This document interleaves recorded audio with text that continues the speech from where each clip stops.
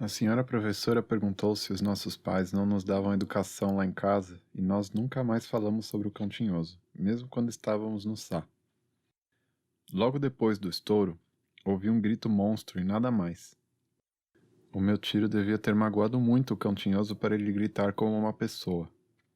Fiquei sem saber o que havia de fazer porque logo depois o Cão Tinhoso começou a gemer como uma criança. Fui afastando as mãos da cara e depois abri os olhos. A Isaura estava agarrada ao Cão Tinhoso e era ela quem estava a gemer. Mas não sei se não teria sido mesmo o Cão Tinhoso quem gritara ainda há bocado. A malta estava toda de boca aberta a olhar para aquilo e só se ouvia a Isaura a gemer muito alto e a olhar para todos os lados com os olhos todos saídos e muito agarrada ao Cão Tinhoso. O Kim foi o primeiro a falar. O que é que esta tripa veio aqui para fazer? O Gulamo também tinha voz rouca. Se calhar foram os pretos do Costa que lhe disseram. Os moleques do Costa estavam por detrás da malta, disfarçados no escuro dos troncos das árvores, e com as mãos cruzadas sobre o peito e os olhos todos saídos. Todos eles iam dizendo ri e rê, ao olhar para a malta. O capataz dos moleques do Costa escondeu-se ainda mais no tronco de uma micaia e falou com os braços a voar para todos os lados. A nós não tem culpa. Ele que veio perguntar, e a gente veio com ele para ver de menino com cão. A nós não tem culpa. Só veio ver matar cão. Não tem culpa.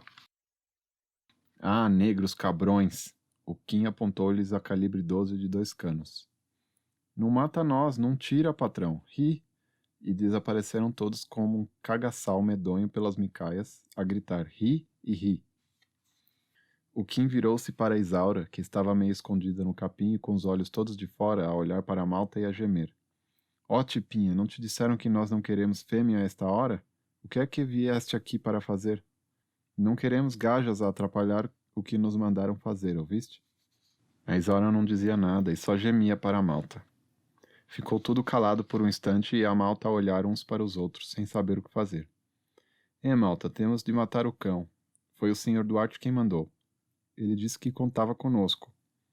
O Kim já não estava rouco. Estamos aqui a demorar isto não sei por quê. Quem é que está com o cagaço? Quem é que se borra nas calças? Eu não, eu não, eu não. Toda a malta disse eu não e ficaram a olhar para mim a ver o que eu dizia. Eu não estou com cagaço, Kim. Eu não me vou borrar nas calças, Kim. Eu estava a tremer todo quando disse aquilo, mas garanto que não estava com medo nem nada. Então a gente não tinha vindo para matar o cão que andava todo podre, que era um nojo? Foi o Sr. Duarte que disse, e por que é que não havíamos de dar uns tiritos? Eu estava era com pena de o matar depois dele correr uma distância monstra para não morrer por causa da bomba atômica e mais nada. Ginho, tira a gaja de cima do cão. O Kim falava sem olhar para mim.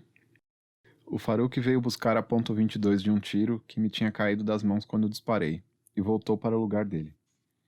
Então, Ginho, estás com cagaço ou o quê? Não, Kim, não estou com cagaço nem nada. Estou só a pensar. Pensas depois, agora vai tirar a gaja do cão. O Kim falava sem olhar para mim, só a malta que não tirava os olhos de cima de mim para ver se eu tinha cagaço ou não. Anda lá depressa, que já está escuro. O Sr. Duarte disse para despacharmos o cão num instante. A Isaura gemia e olhava para a malta com os olhos todos de fora. Fui andando para onde a Isaura e o Cão Tinhoso estavam, e ela, quando me via ir para lá, gemia cada vez mais alto. Isaura, sai daí. Tira a gaja, não vês que ela não quer sair? Isaura, a gente quer fazer o que nos mandaram fazer, sai daí. Mas que burro que ele é! Arranca a tipa, não ouves? Agarrei-a por debaixo dos braços e ela sacudiu-se toda para que eu a deixasse. Fiz mais força, mas ela dobrava as pernas e não ficava de pé. Mas já não lutava como no princípio e só gritava como se eu lhe estivesse a bater. Isaura, não vês que foi o Sr. Duarte que mandou? O Xangai também queria explicar aquilo a Isaura.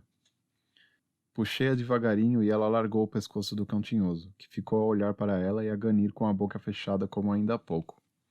Isaura. O Kim estava em cima da pedra e toda a malta apontava as espingardas para o cão. Isaura. Eu queria dizer-lhe qualquer coisa, mas não sabia o quê. O Kim começou a contar. Todos haviam de atirar ao mesmo tempo, e por isso as balas não haviam de ser muito custosas para o Cão Tinhoso. Ele estava ainda a pensar em qualquer coisa e já estava morto. Isaura, o cão tinhoso deve já ter visto que os outros cães não querem brincar com ele. Ninguém gosta dele. Eu nunca vi ninguém passar-lhe a mão pelas costas como se faz com os outros cães. 2! O Kim levou um tempo enorme a dizer 2. Ele deve saber que é melhor morrer do que aturar aquilo tudo. Os miúdos da primeira classe a atirar-lhe pedras e a fazer rodinhas para lhe chamar cão tinhoso. A senhora professora a dizer-lhe suca e o senhor administrador a mandar o doutor da veterinária matá-lo por ele ter feridas por causa da bomba atômica. E... A Isaura gemia e estava toda mole, a não querer andar e com os olhos todos saídos a olhar para o cão tinhoso. Eu também tinha pena de ver o cão tinhoso a morrer, mas não adiantava nada levá-lo para casa e tratar-lhe as feridas e fazer uma casinha para ele dormir, porque ele era capaz de não gostar disso.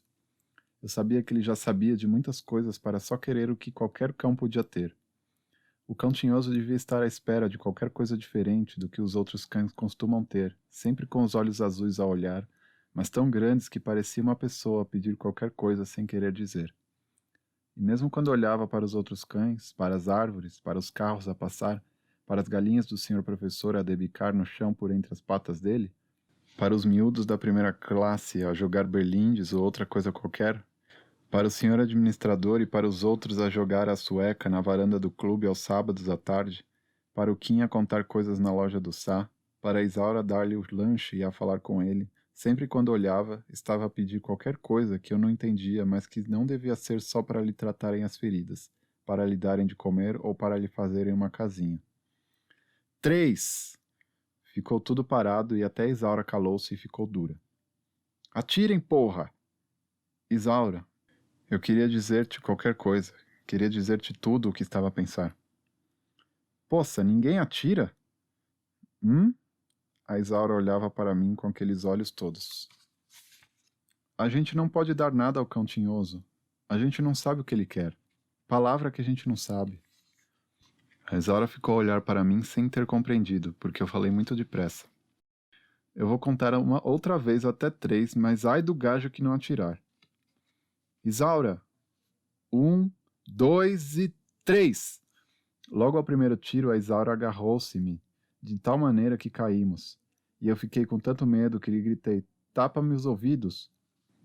Ela meteu-se toda no meu peito e procurou minhas orelhas com as mãos. Os tiros rebentavam por todos os lados e mesmo com os olhos fechados eu via fogo a saltar dos canos das espingardas. O corpo da Isaura estava duro e estremecia a cada estouro. Os tiros rebentavam sem parar, mas quando a calibre 12 de 2 canos do Kim disparava, o chão tremia e as árvores faziam "rá" até ao longe. O cão já devia estar morto, mas eles continuaram a atirar. Senti o ar quente como o corpo de Isaura e tinha a boca cheia de pólvora, e isso dava-me uma danada vontade de tossir. Mas não conseguia fazer isso porque estava cheio de medo do assobiar das balas que passavam por cima de nós. É que esse assobiar só acabava no outro estouro, que também não tinha eco porque mesmo antes da bala acabar de assobiar, o mato rebentava com outro estouro. Os tiros acabaram de repente e a Isaura ficou como morta, por cima de mim, mas muito rija. Quando ia sacudi-la, vi por entre o capim o Kim a meter um cartucho na câmara e a fechá-la. O mato todo estava ainda cheio do barulho dos tiros a afastar-se de nós. Quando do buraco escuro do cano da calibre 12 brilhou um fogo rápido e quase branco e ao mesmo tempo se ouviu o estouro. A Isaura deu um berro com toda a força e voltou a enfiar-se pelo meu corpo. Depois, ao mesmo tempo que o estouro ia arrebentando pelo mato fora, cada vez mais longe, ouviam-se outra vez os gemidos da Isaura. Eu sentia a barriga dela muito quente e suada, toda colada à minha. Chega, malta, vamos embora.